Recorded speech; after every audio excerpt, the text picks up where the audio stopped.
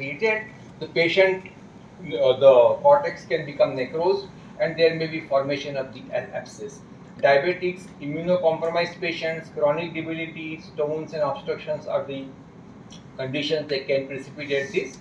Most of these abscesses are single in the cortex, but they can be multiple, and these abscesses can rupture into the collecting system or subcapsular space or in the perinephric space.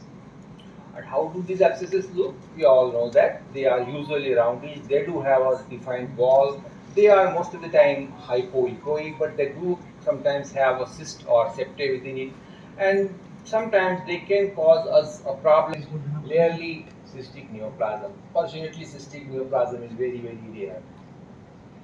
This is example of focal abscess, a small hypoechoic lesion in the upper pole of the kidney. You can see some internal echoes. There is a posterior acoustic enhancement, and this same patient in the transverse scan, you can see that there is a focal lesion involving the cortex. One more important thing I wanted to stress is whenever there is an infective involvement of the kidney, and if you see a focal mass, usually that mass is seen, but then surrounding cortex is also abnormal, and this point can be handy if you have confusion sometimes with a neoplastic lesion. It does happen sometimes that you are confused whether this is a neoplastic lesion or this is simply inflammatory lesion in certain clinical setups. So this point is very important. The surrounding cortex also is abnormal in inflammatory conditions.